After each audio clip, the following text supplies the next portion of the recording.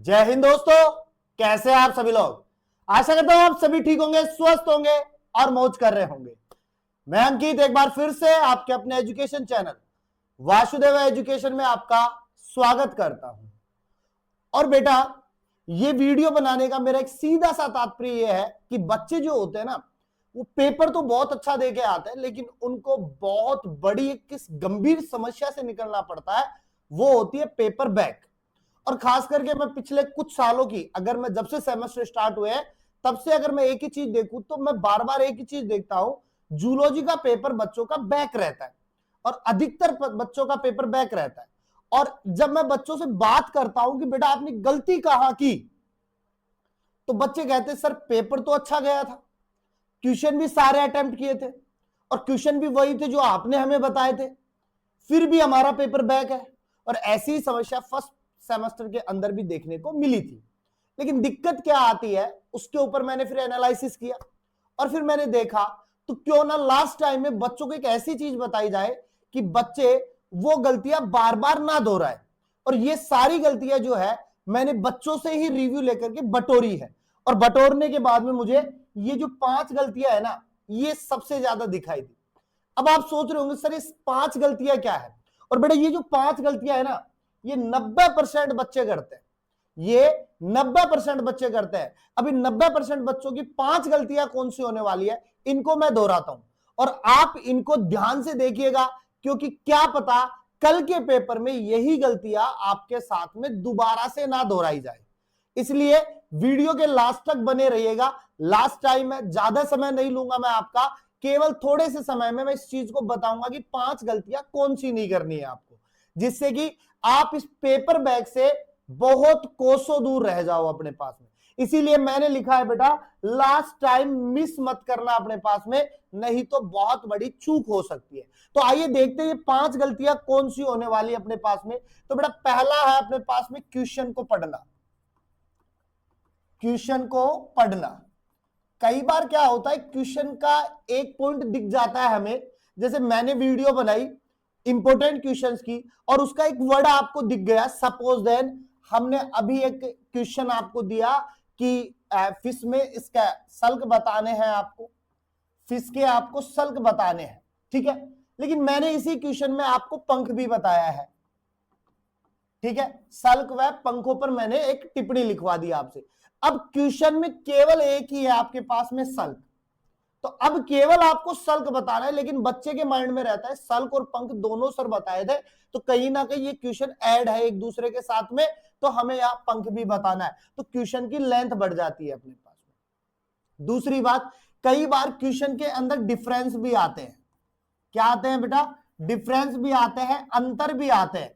अब जब अंतर की बारी आती है ना, तो बच्चे क्या करते हैं, पहले जैसे सपोज शुक्र जनन की बात कर लेता हूं, स्पर्मेटोजेनेसिस की बात करता हूं मैं यहां पे। अब बच्चे क्या करते हैं, शुक्र जनन हेडिंग लगाते हैं और उसके बाद में पॉइंट टू पॉइंट लिखते हुए चले जाते हैं, और जैसे ही फिर अंड जनन पे आते हैं तो फिर वो अंड जनन का लिखते हैं। बेटा ऐसा नहीं करना है, आपको बाकायदा पेज को बीच में से बांटना है, 2 पेज में बांटना है, और आराम से फिर साइड में आपको क्या लिखना है, अंड जनन लिखना है। यानी कि एक तरफ आपका स्पर्मेटोजेनेसिस हो जाएगा, एक तरफ आपका स्पर्मेटोजेनेसिस हो जाएगा, और एक तरफ बाटा आपका क्या हो जाएगा, ऊजेनेसिस हो जाएगा। और उसके बाद में आप इनके क्या लिखो, अंतर। यहां पे शुक्र जनन का पॉइंट लिखो, तो यहां पे अंड जनन का पॉइंट लिखो, और वही पॉइंट लिखो जो एक दूसरे के विपरीत चल रहे हैं। सपोज देन यहां पे मैं लिखूं, यहां वृद्धि प्रावस्था छोटी होती है, मैंने लिख दी। अब यहां छोटी होती है तो यहां मैं क्या लिखूंगा, वृद्धि प्रावस्था लंबी होती है, क्योंकि इसकी वृद्धि प्रावस्था 2 में बटी होती है। समझ रहे हो बात को? ऐसे ही हमें क्या करना है, क्वेश्चन की डिटेल देखनी है, क्वेश्चन की डेप्थ देखनी है, क्वेश्चन एक्चुअली क्या कह रहा है अपने पास में, तभी जाकर के हमें उस क्वेश्चन को अटेम्प्ट करना है।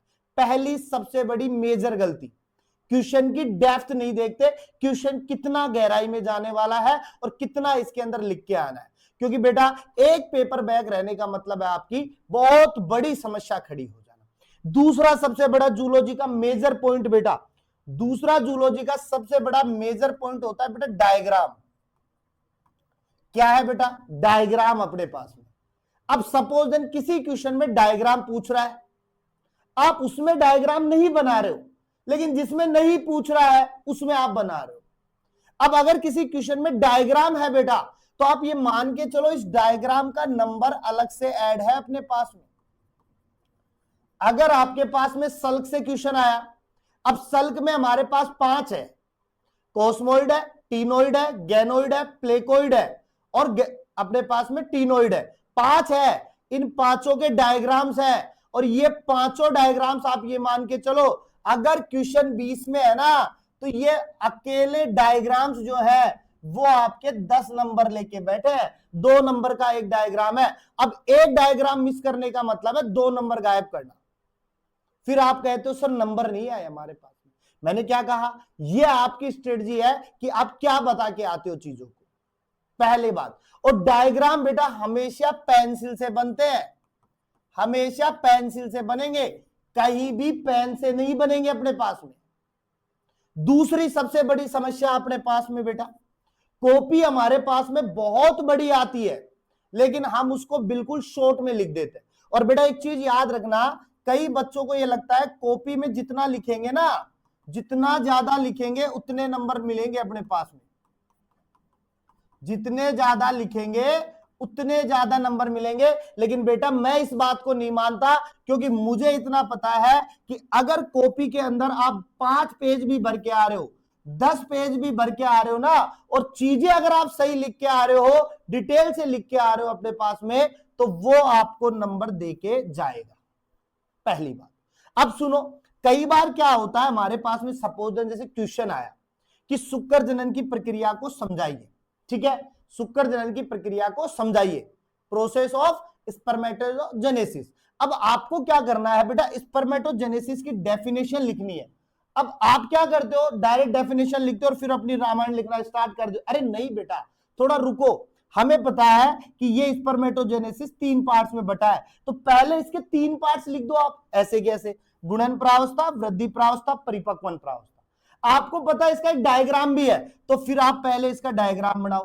डायग्राम जैसे ये वाला बनता है आपके पास में, यहां पे ये बनता है अपने पास में, यहां ये बनता है, फिर हमारे पास में ये बनता है, फिर ये बनता है, और फिर बेटा ये बनता है, और फिर ये बनता है, फिर यहां से ये किस में आता है, ग्रोथ फेज में आता है, फिर यहां से बढ़ता है। तो अब टीचर जो एग्जामिनर है ना, कॉपी चेक करने वाला, वो इन्हीं पॉइंटों से डिसाइड कर लेगा कि आपने कितनी डेप्थ में कॉपी लिखी है।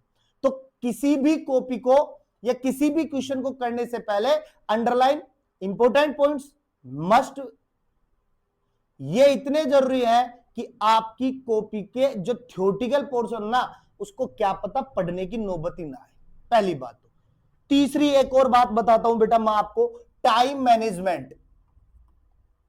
टाइम मैनेजमेंट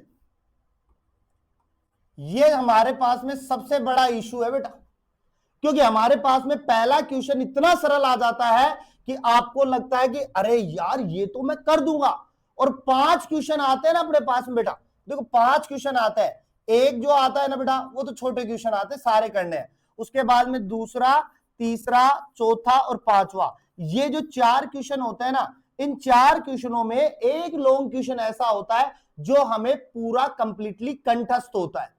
अब सपोज देन थर्ड यूनिट में जैसे मैं बात करूं, थर्ड यूनिट में युग्मक जनन है, ये आपने पढ़ा है डिटेल वाइज 12th में।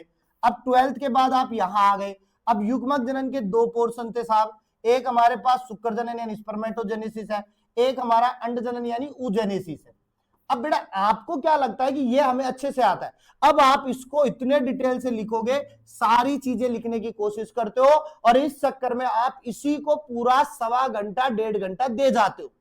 ये नॉर्मल है बेटा, और आप अपने ऊपर झांक के देख लेना, ऐसी गलतियां करते हो आप लोग। अब जब इसको 1.25 घंटा दे दिया ना आपने, तो फिर ये अधूरा रह जाएगा, ये अधूरा रह जाएगा, ये अधूरा रह जाएगा, और यहीं से आपकी महाभारत खड़ी हो जाती है।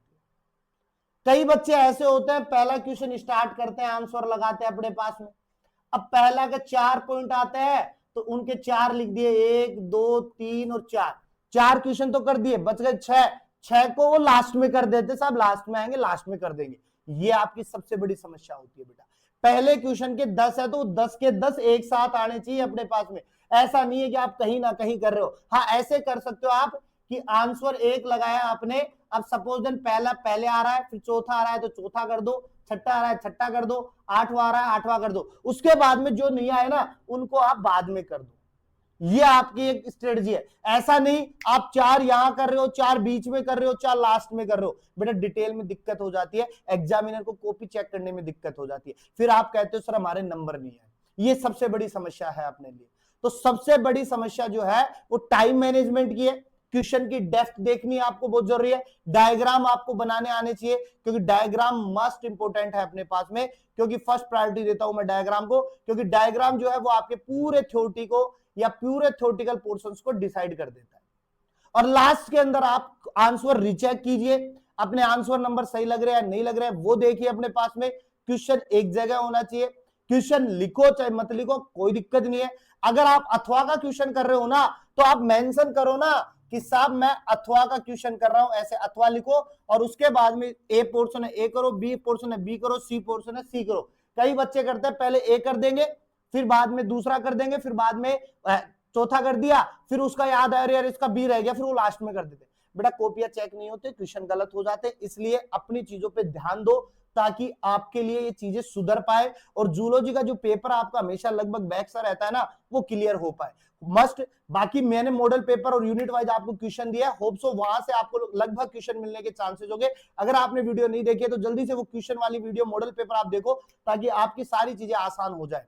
ठीक है, तो मिलते हैं एक नेक्स्ट वीडियो के साथ में, और होप सो आप ये सारी चीजें नहीं करेंगे। बाकी बेटा मैं एक बात कहूंगा, मेहनत सभी लोग करते हैं, लेकिन डिपेंड करता है आपकी स्ट्रेटजी क्या है, आपके प्लान क्या है, आप किस प्रकार से उन चीजों को करते हो। ठीक है, मिलते हैं नेक्स्ट वीडियो के साथ में, और एक बार कमेंट बॉक्स में ये जरूर बताइए आप कौन सी गलती अक्सर करते हो इसमें।